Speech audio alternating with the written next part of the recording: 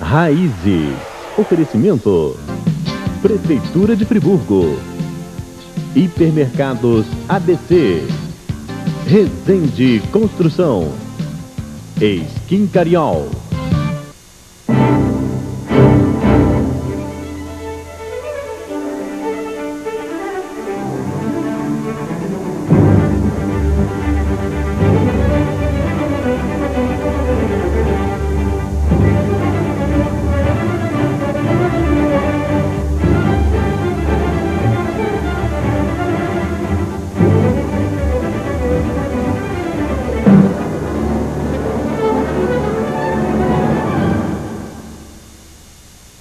Em 1818, mais de 1.600 colonos suíços chegavam à região serrana do estado do Rio. A viagem da colonização se revelou uma aventura. Nos primeiros anos, os sonhos de prosperidade daquelas famílias foram submetidos a duras provas. Do sacrifício e da persistência dessa gente, surgiu Nova Friburgo. A cidade cresceu e a saga dos colonizadores foi silenciada pelo tempo. Hoje, 180 anos depois, Nova Friburgo é uma cidade em busca de suas raízes. O clima frio, as montanhas da Serra dos Órgãos, a arquitetura dos chalés, os traços nitidamente europeus herdados por parte da população dos colonizadores suíços. Todas essas características justificam o título de Suíça brasileira, como os habitantes gostam que Nova Friburgo seja chamada. Os suíços chegaram aqui há 180 anos para trabalhar a terra. Hoje, a agricultura é uma das principais atividades da região. O polo hortigranjeiro entre Friburgo e Teresópolis é o segundo maior da América Latina. Mas até o final da década de 50, o crescimento foi impulsionado pelas grandes indústrias de tecelagem trazidas pelos alemães no início do século. Uma época de desenvolvimento e romantismo, simbolizada pela Maria Fumaça que cortava o centro da cidade. E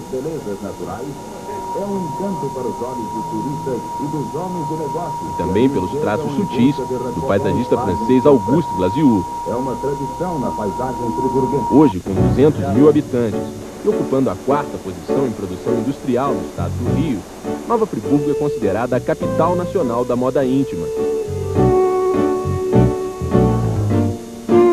A cidade ganhou ares mais urbanos, mas o estilo do paisagista Glasiou permanece intocado na praça principal e no Nova Friburgo Country Club.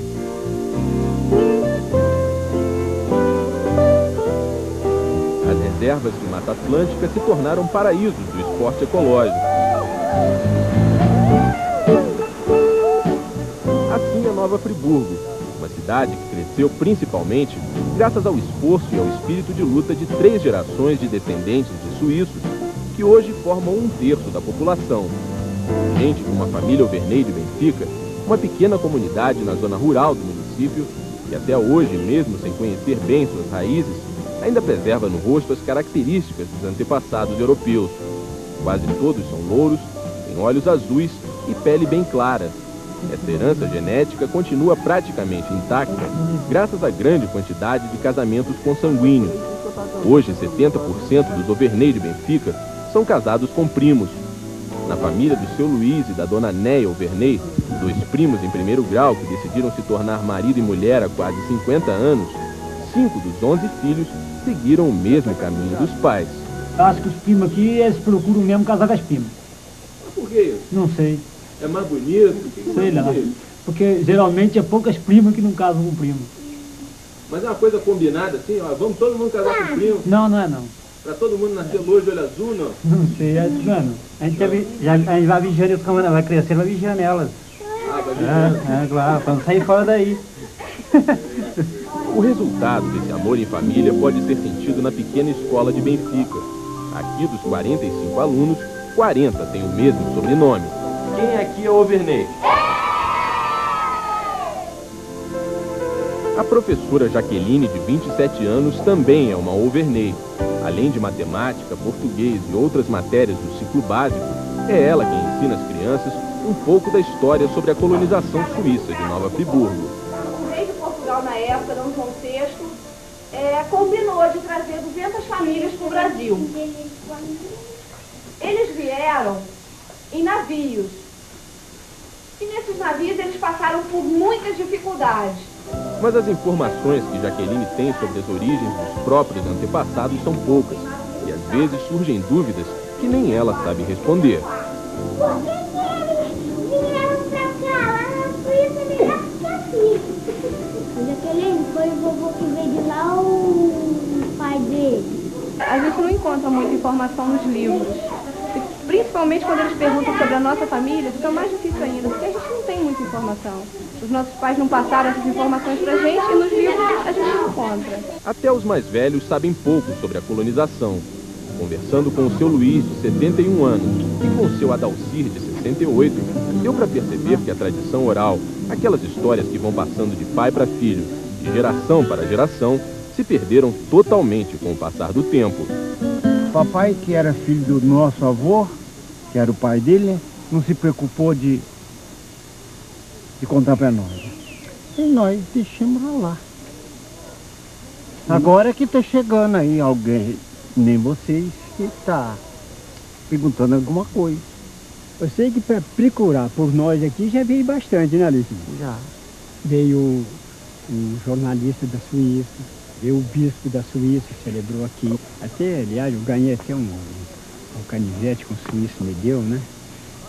Dois, mas um já pensou que eu uso mais, né? Quer dizer, a única herança que o senhor guarda da Suíça eu é uso essa aí. essa aqui. É um canivete suíço. É, esse é suíço.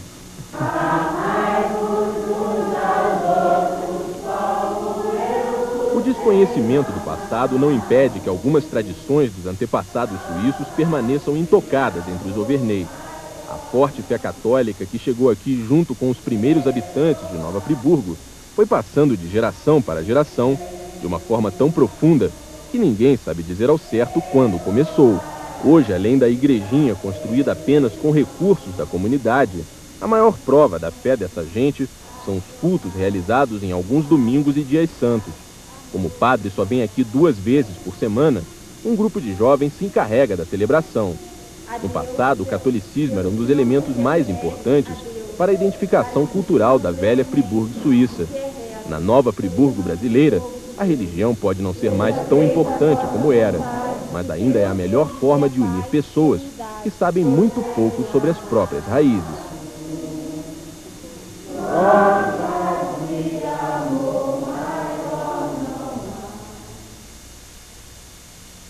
Centenas de suíços morrem na aventura da colonização. Você vai ver em instantes.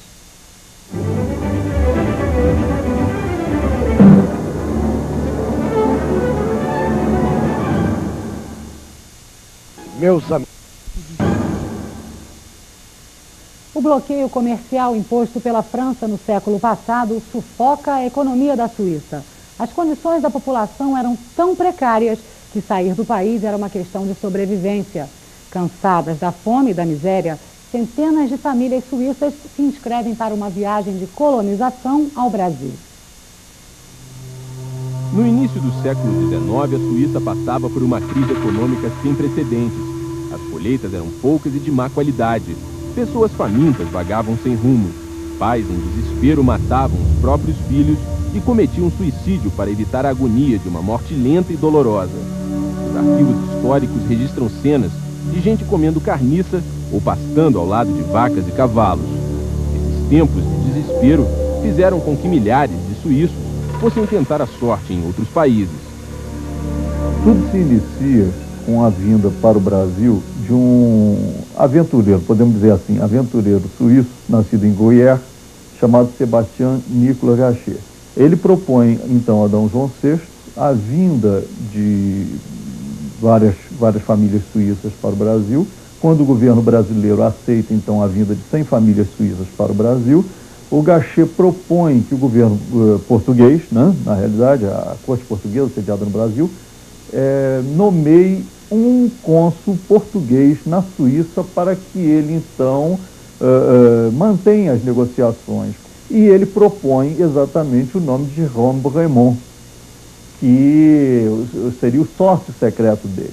Em maio de 1818, finalmente um tratado é assinado. E a partir de então se faz propaganda sobre essa possível migração de suíços para o Brasil. E o Gachet, contrariando aquela cláusula das 100 famílias iniciais, ele arregimenta um número muito maior de pessoas, em torno de 200 e poucas famílias. No dia 4 de julho de 1819, os futuros habitantes de Nova Friburgo partem do porto de Stavanger-le-Lac, na Suíça, em direção à Holanda. Nesse país, os colonos seriam embarcados imediatamente para o Brasil. Mas não é isso o que acontece. Cansados da viagem até ali, famílias inteiras são obrigadas a ficar num acampamento improvisado ao sul da cidade de Dordrecht. A higiene precária, a alimentação ruim e a água contaminada causam as primeiras vítimas. 39 pessoas morrem antes mesmo de embarcar nos navios.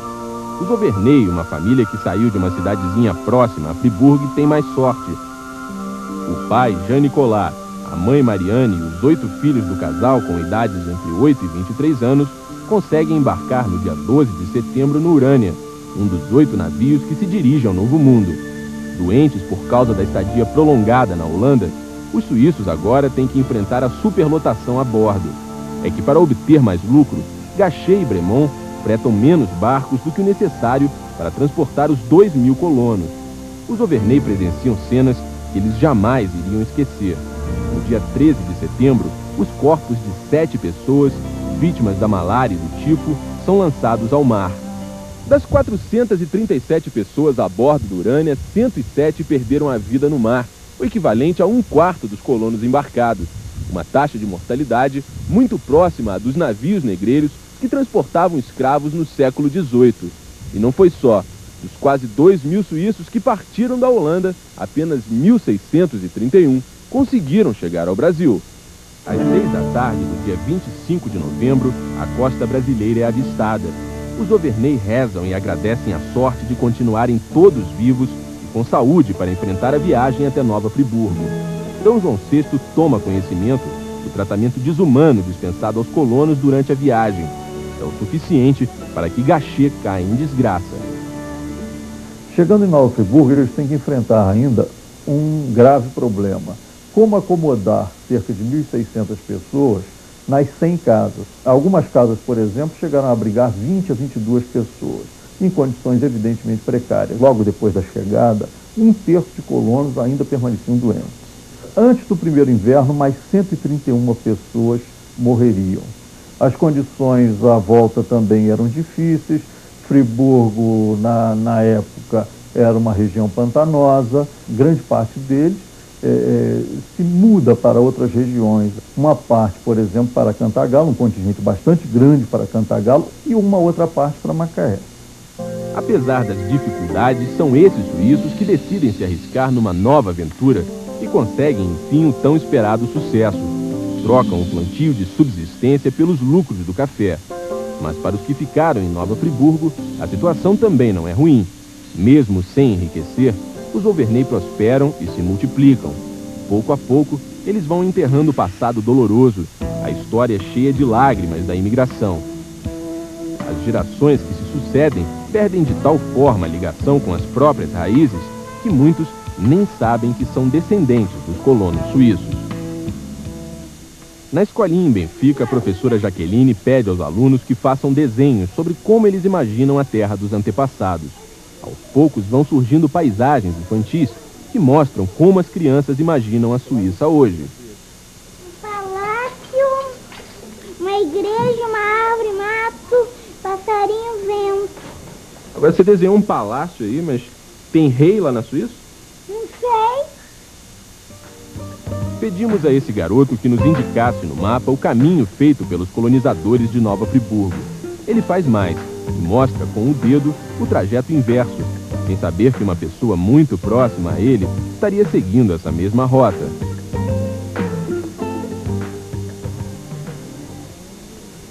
Aeroporto Internacional do Rio de Janeiro. Esse é o ponto de partida para a nossa aventura. O nosso objetivo é voltar à terra natal dos colonizadores de Nova Friburgo, levando conosco uma descendente dos pioneiros suíços. Foi para conseguir respostas, acabar com muitas dessas dúvidas, que nós convidamos a professora Jaqueline Overney para embarcar com a gente numa viagem à Suíça. Ela vai fazer o caminho inverso que os antepassados dela fizeram há quase 180 anos. Para Jaqueline, tudo é novidade. A primeira viagem, o primeiro voo de avião. Depois de algumas horas de voo, Jaqueline consegue dormir um pouco. O dia amanhece e agora sobrevoamos o Atlântico, o mesmo oceano que os antepassados de Jaqueline levaram mais de 2 meses para atravessar até chegar ao Brasil.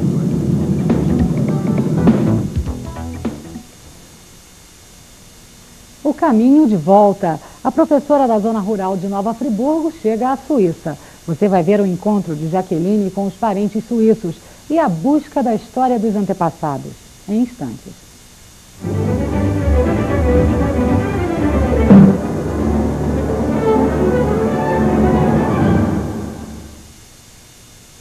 O cara mais underground que eu conheço é o diabo. Não vou deixar de ser um sonhador, pois sei vou encontrar. Ela é puro êxtase.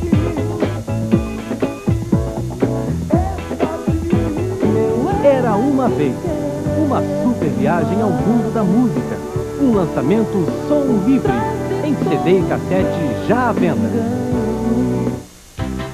Tem gente por aí que já está de dedos cruzados e é bom você cruzar os seus também, porque desta vez a sorte é sua. A promoção do Comércio de Friburgo. A cada R$15 em compras, peça o cupom e concorra a geladeiras, máquinas de lavar, micro-ondas, TVs 29 polegadas e Gol 1000 zerinho. Essa turma que você está vendo é pé quente, por isso, peça o cupom e cruze os dedos, porque agora a sorte é sua. Uma parceria do Comércio de Nova Friburgo e da TV Serra Mar. Você quer um autógrafo do Ronaldinho, Dodô, Denilson e quase uma centena de jogadores e artistas?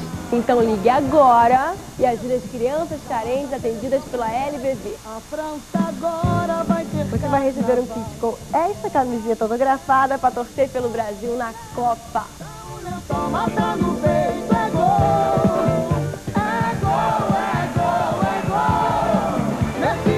Eu fiz o meu gol pela infância brasileira.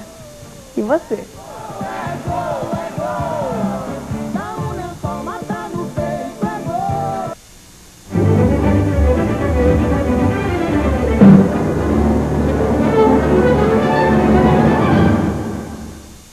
A professora Jaqueline Overney chega a Friburgo. No encontro com os parentes, a descoberta de que as tradições dos antepassados estavam mais perto do que ela imaginava. Chegamos ao aeroporto de Zurique. No rosto da professora, a expressão de cansaço parece se misturar com uma grande ansiedade. Na hora do desembarque, eu nem acreditava que eu estava em outro país. Uma coisa que eu logo fui percebendo foi a organização, a limpeza. Pegamos um carro e fomos em direção a Friburgo. Essa impressão de limpeza, de organização, foi ficando mais forte. Realmente a Suíça era como eu imaginava, muitos chalés, era tudo muito bonito. As autoestradas suíças são largas e bem sinalizadas. O limite de velocidade que varia em cada trecho nem sempre é respeitado pelos motoristas. Mas para quem está chegando como nós, o bom mesmo é dirigir mais devagar e curtir a paisagem. Não demora muito e vemos a primeira montanha coberta de neve. No início da primavera, ainda faz muito frio na Suíça. Entramos por uma estradinha que leva até uma antiga cidade da região. A primeira coisa que a gente percebe é que aqui na Suíça tudo parece paisagem de cartão postal.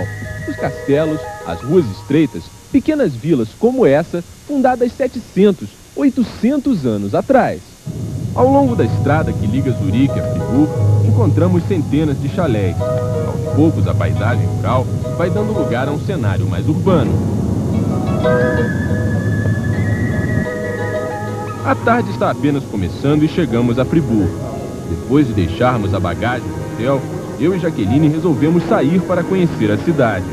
Começamos pela parte mais nova. O que chama de cara a atenção é o equilíbrio na arquitetura.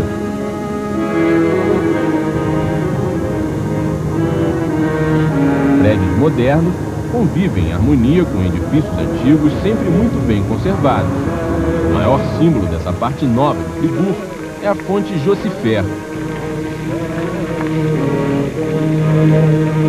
Construída há 10 anos, essa escultura feita de sucata pelo artista plástico Jean Tanguy é uma homenagem ao corredor de Fórmula 1 que nasceu aqui e morreu no início da década de 70. O comércio de Friburgo é variado. Nas vitrines estão à venda produtos de todas as partes da Europa. O sistema de transportes na cidade é um modelo de organização. Os ônibus são confortáveis. As passagens têm que ser compradas antes nessas máquinas. Nessa estação, há trens saindo para todas as principais cidades da Suíça. Para nós que estamos a pé, a tranquilidade é total. Nos cruzamentos, ao contrário do que acontece no Brasil, a preferência é sempre do pedestre. São os carros que param para nos deixar passar. Toda essa infraestrutura existe numa cidade de apenas 38 mil habitantes, 5 vezes menos do que a Nova Friburgo brasileira. Friburgo é a capital de um dos 23 cantões suíços, o equivalente aos estados do Brasil. Construída em 1157, Friburgo é conhecida principalmente por preservar até hoje um dos maiores patrimônios da arquitetura medieval em toda a Europa. Por estar situada bem no meio da Suíça, costuma-se dizer aqui que Friburgo é uma espécie de ponte entre as duas culturas mais importantes do país. É como se a cidade fosse uma mistura entre a cultura francesa e a cultura alemã.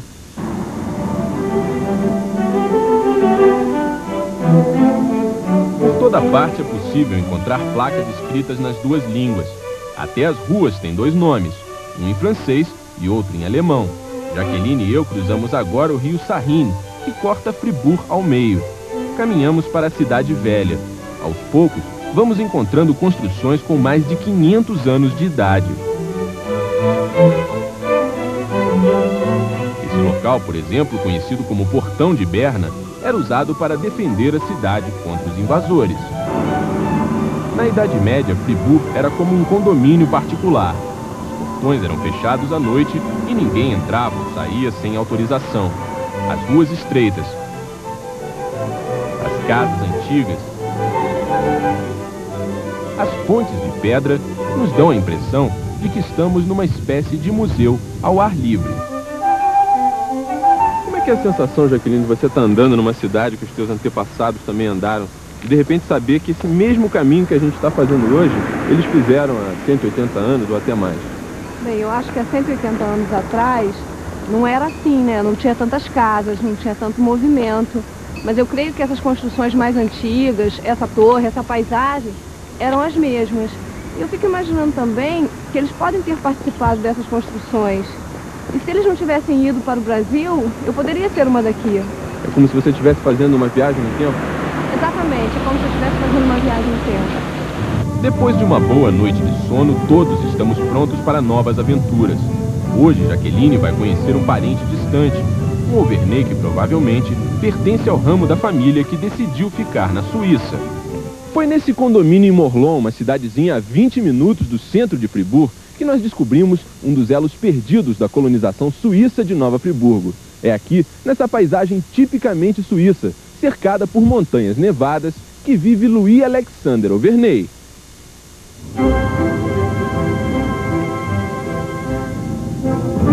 Eu estava meio ansiosa para conhecer Louis, porque, apesar de ter o mesmo sobrenome, a língua era diferente, a cultura também.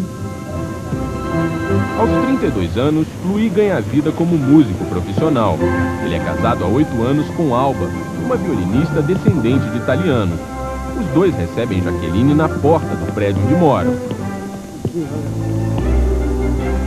Como Jaqueline não fala francês, Beth, a nossa intérprete, se encarrega de fazer a tradução da conversa.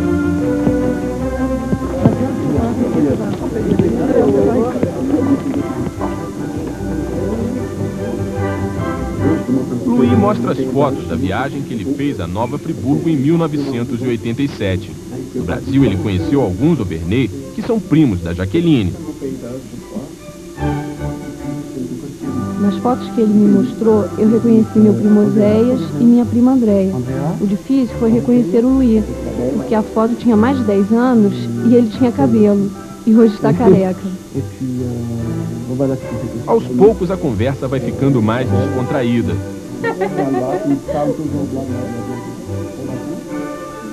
Alba e Louis decidem fazer uma pequena apresentação para Jaqueline. A música é um concerto para violino e oboé de Johann Sebastian Bach. O que eu achei muito bonita foi a relação do Louis com Alba. Além de muito simpáticos e brincalhões, eu vi que eles conseguiam se comunicar e transmitir o amor que eles sentiam um pelo outro através da música.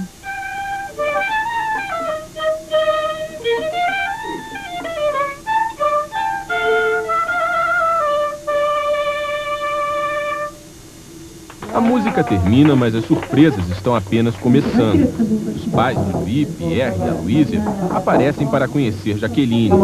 Eles vêm acompanhados de mais 2 parentes. Os irmãos Alexander e Anne-Marie são tios de Louis pelo lado paterno. Aloísia dá a Jaqueline uma toalha de crochê com o símbolo de Gruyère, uma região que pertence ao cantão de Fribourg e é considerada uma das mais bonitas da Suíça. Muito obrigada. Lá no Brasil também se faz. Minha mãe faz. As horas vão passando e a barreira cultural entre a Auvernay brasileira e os Auvernay suíços parece diminuir. Jaqueline, com seu jeito tímido, fala pouco. Ela prefere observar as pessoas e o lugar. Para que eu me sentisse mais à vontade ainda, Alba me levou até o quarto deles e me mostrou Toscar, a gata deles. Pena que ela não gostou muito de mim. Se Toscar está arredia ao contato com Jaqueline, o mesmo não se pode dizer sobre os outros Auvernay. O carinho, a vontade de conhecer melhor a parente distante, tornam a tradicional hospitalidade suíça ainda mais forte. Numa conversa com o casal, Louis me conta que ele e Alba, mesmo juntos há vários anos, ainda não pensam em ter filhos. Os dois preferem esperar por uma maior estabilidade financeira. Atualmente, eles ganham juntos 8.000 francos, o equivalente a R$ 6.500, uma renda apenas razoável para os padrões suíços. Si j'ai la chance de pouvoir retourner au Brésil, ce sera avec un grand bonheur et j'espère me faire accompagner par Alba, qui sera certainement très heureuse de manger des fruits, de voir la mer, l'océan et les beaux garçons brésiliens, les beaux brésiliens. Et moi, les brésiliennes. Non. Si. Non, je l'ai que toi, c'est pas. É hora do almoço. Vamos todos comer no restaurante de Annie, irmã mais velha de Louis. O cardápio foi especialmente preparado para a ocasião. Seu Alexander, que aos 80 anos é o mais velho dos Auvernay suíços, faz questão de sentar ao lado da parente brasileira. É ele que lê em voz alta a homenagem a Jaqueline. A famille Auvernay de Suisse se réjouit d'accueillir Jacqueline. O prato principal é uma comida típica da região, fondue feito com 2 tipos de queijo, Vacherin e Gruyère. Até quem não é Auvernay acaba se sentindo como se fosse da família. Seu Alexander e Pierre puxam o coro.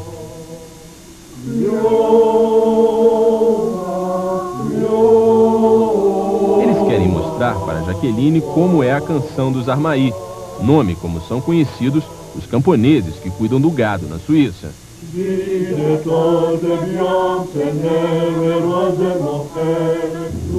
Pegamos a estrada em direção a Cerniat, que fica a 30 quilômetros de Fribourg. A temperatura cai. Ainda na estrada começa a nevar. Finalmente nós chegamos a Cerniat, uma cidadezinha que fica a 900 metros de altitude. Foi daqui que saíram os antigos colonizadores da família Auvernay. Olhando essa paisagem coberta de neve, com todo esse frio, dá para imaginar o trabalho, as dificuldades que eles tiveram para se adaptar ao clima tropical do Brasil. Quando foram para o Brasil, os Auvernay estavam morando numa cidade vizinha de Cerniat chamada Saint-Sylvestre. Mas é no cemitério de Cerniat que estão até hoje os túmulos de muita gente da família. Seu Alexander explica a Jaqueline detalhes sobre parentes que ela nunca teve a oportunidade de conhecer.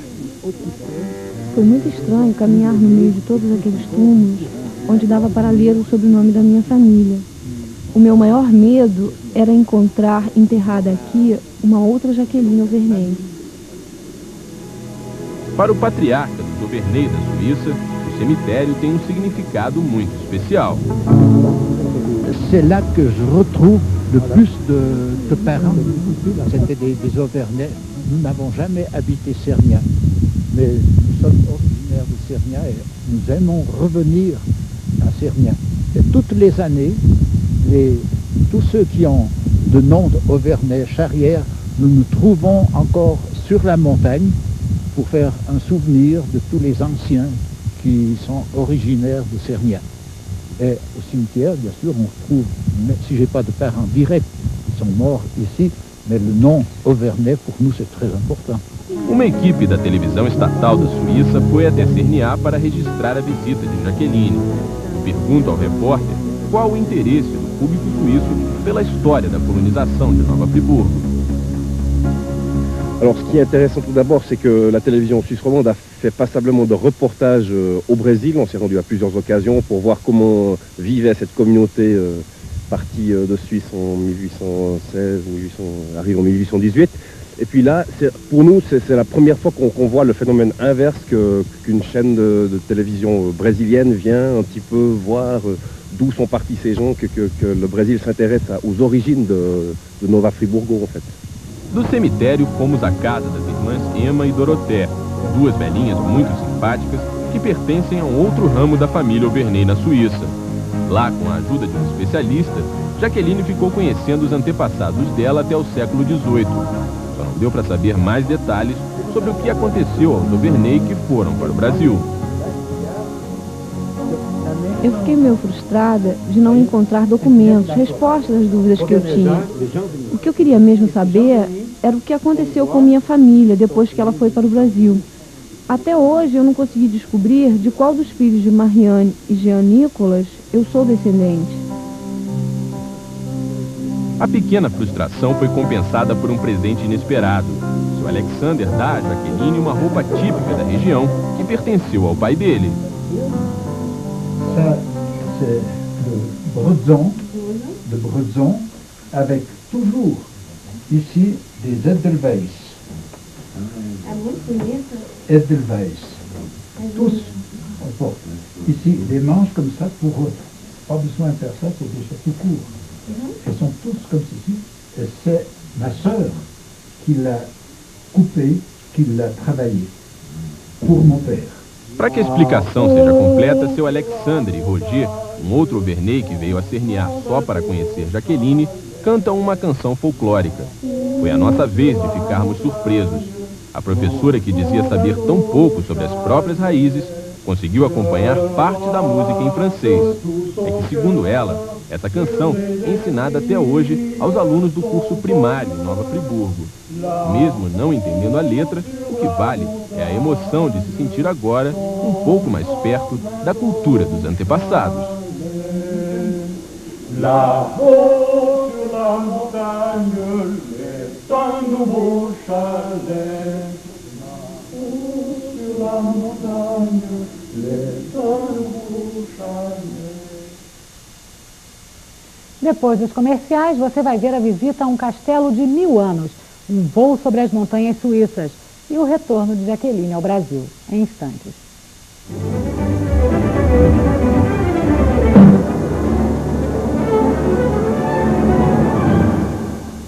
Para você que é aluno de faculdade, escola técnica ou professor em exercício, começou o Concurso Nacional de Software do MEC. Crie um software original para a área educacional ou não. O resultado sai em novembro e, além do certificado do MEC, você pode ganhar uma viagem para o exterior, um micro de última geração e o melhor, apresentar o seu projeto na FenaSoft. O prazo final para entrega dos trabalhos é até o dia 15 de agosto. Informações, ligue 061-226-7090. Você quer um autógrafo do Ronaldinho, Dodô, Denilson e quase uma centena de jogadores e artistas? Então ligue agora e ajude as crianças carentes atendidas pela LBV. A França agora vai ter. Você vai receber um kit com esta camiseta autografada para torcer pelo Brasil na Copa.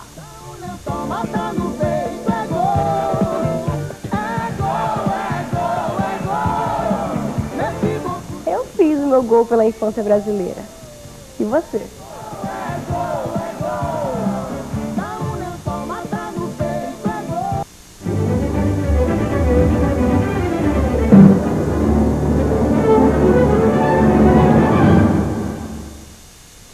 Fribourg aumenta o interesse pelo intercâmbio com Nova Friburgo. Enquanto isso, Jaqueline visita um castelo milenar e volta ao Brasil depois de muitos encontros e algumas frustrações.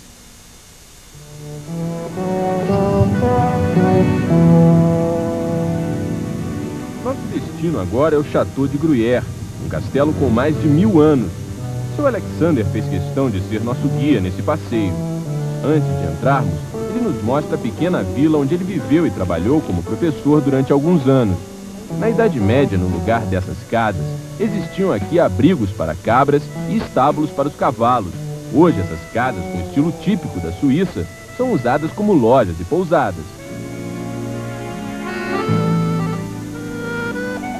Logo que se entra no castelo, a primeira coisa que impressiona é a vista.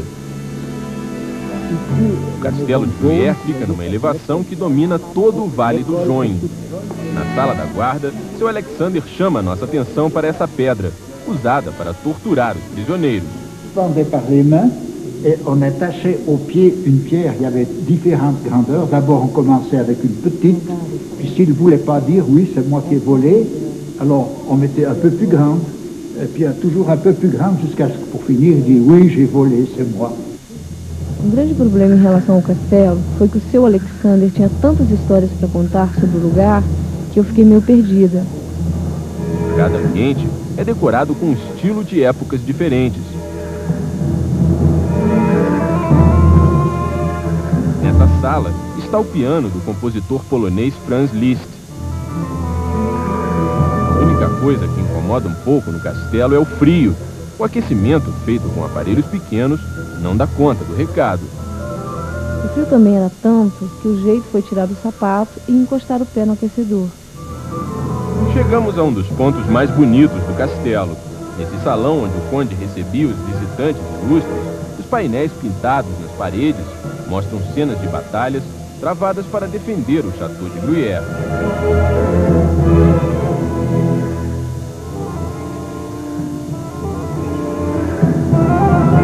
À noite, já de volta ao hotel, Jaqueline assiste a reportagem feita pela TV suíça.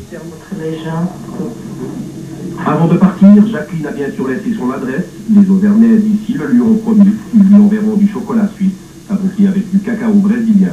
Cela ne s'invente pas. Nós fomos até o centro da cidade. Escolhemos um lugar estratégico, esse largo que recebeu o nome em homenagem a Nova Friburgo. Aqui fizemos perguntas um pouco mais específicas sobre a ida de suíços para o Brasil, mas ninguém sabia dizer muita coisa a respeito. Esse homem, por exemplo, já tinha ouvido falar no assunto, só não sabia dizer ao certo em que século os suíços daqui de Fribourg tinham ido para o Brasil. De l'histoire, pas grand-chose à vrai dire. C'était au début du siècle, non? Quelque chose comme ça, ouais. Vous savez, vous? Je sais qu'ils font du gruyère là-bas maintenant. Ça, je sais. Ça, ils font du fromage. J'ai vu dans le journal ouais, qu'ils faisaient du fromage. Il y avait même une histoire d'accord avec gruyère ici et là-bas pour la manufacture du gruyère. Ça, j'ai vu, mais dans quelles circonstances? Ils ont été sûrement en bateau. Il n'y avait pas beaucoup d'avions à cette époque. Les circonstances, pourquoi ils sont partis? Peut-être pour aller trouver des terres plus fertiles ailleurs, je sais pas. Ça paraît plus logique, mais je sais pas plus loin, non? Je sais qu'il y a une communauté importante de Fribourgeois qui est là-bas, mais sinon, je sais pas. Bon, j'ai habité la place ici, alors on s'intéresse quand même un petit peu à ce qui s'est passé. Et puis j'avais des amis qui se sont occupés aussi d'ouvrir des possibilités de travail à Nova Friburgo, entre autres avec une laiterie, avec une fromagerie, avec ce genre de choses. Et bon, le Brésil est un pays qui m'intéresse aussi. Silvia Hirsching, de 21 anos, é de Nova Friburgo e chegou à Suíça há apenas 2 semanas para aprender francês e fazer um curso de jornalismo. Vai conseguir se adaptar aqui? Não sei, eu vou tentar. Vou fazer de tudo para conseguir me adaptar. São um povo mais fechado, mas eu estou gostando muito. Silvia talvez ficasse ainda mais encantada com a Suíça se pudesse ver de cima todas as belezas da região de Fribourg. Pedimos ao piloto Jean-Marc Kessler que nos levasse para um passeio aéreo pelos pontos mais bonitos e mais procurados pelos turistas. Primeiro sobrevoamos o Moleson, a montanha que é um dos cartões postais da Suíça. Avançamos mais um pouco e vemos uma outra montanha bastante conhecida na região, a Gastlose. Continuamos ganhando altura. Agora vemos o Vanil Noir. Essa cruz cravada no topo marca o ponto mais alto do cantão de Fribourg, 2.350 metros acima do nível do mar. Nessas montanhas, o frio é tanto que a neve nunca derrete. Vamos agora em direção à planície. Primeiro avistamos o castelo e o lago de Gruyère, que dominam toda a paisagem do Vale do Join.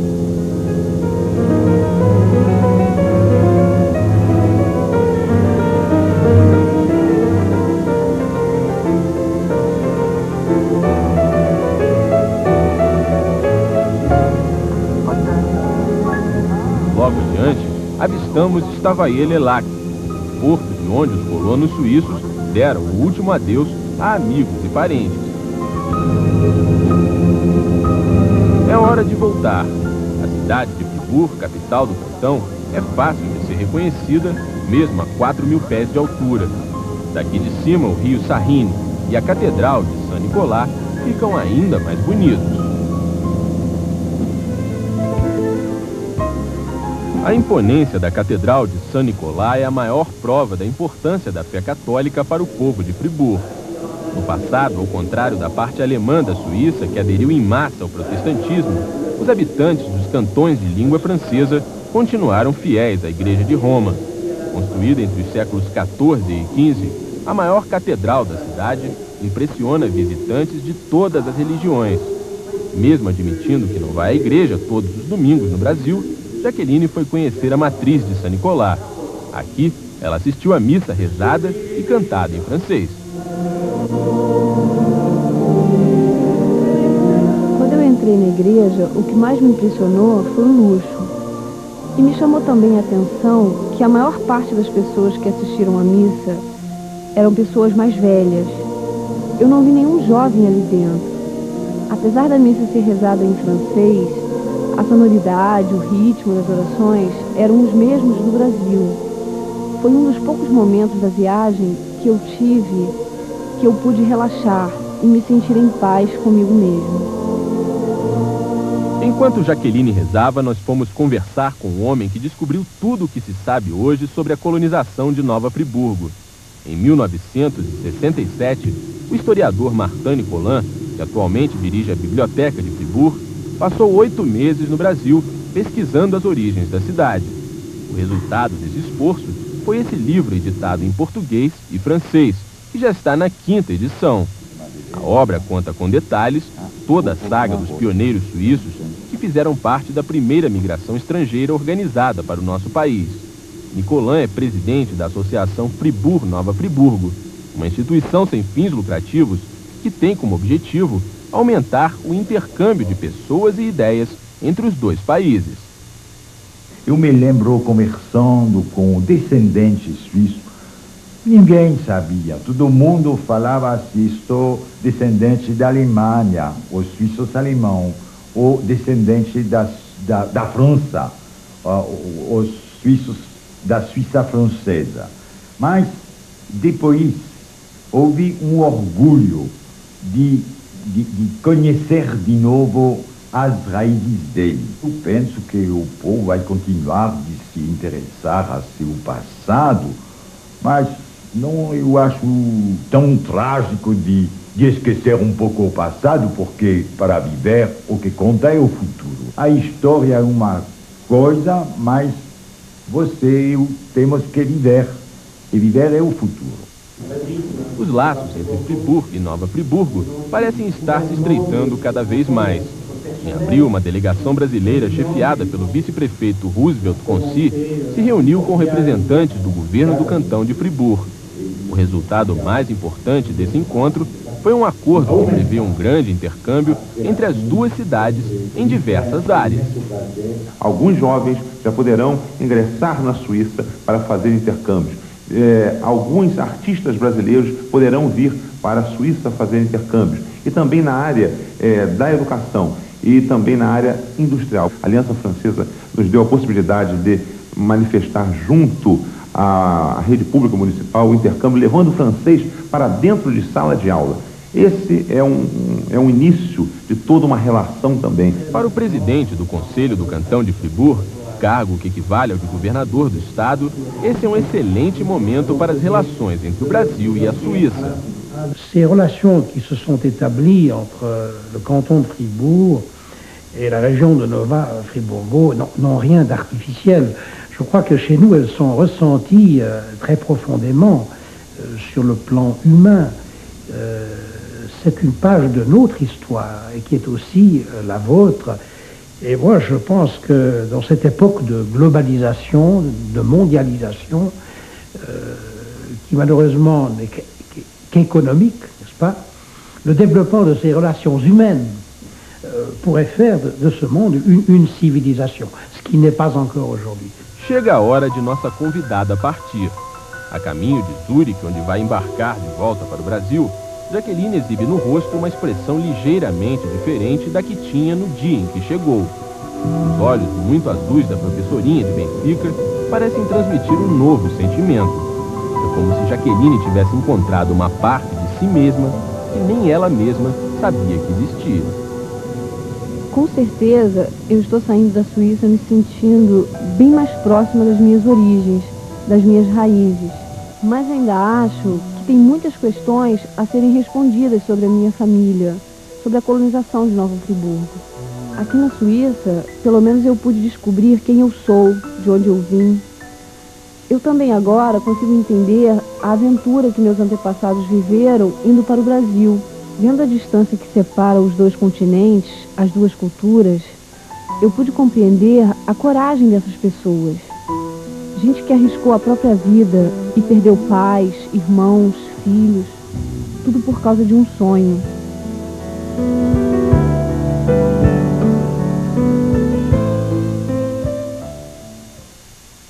Não perca no próximo sábado o segundo documentário da série Da Serra aos Alpes. Boa tarde e até lá.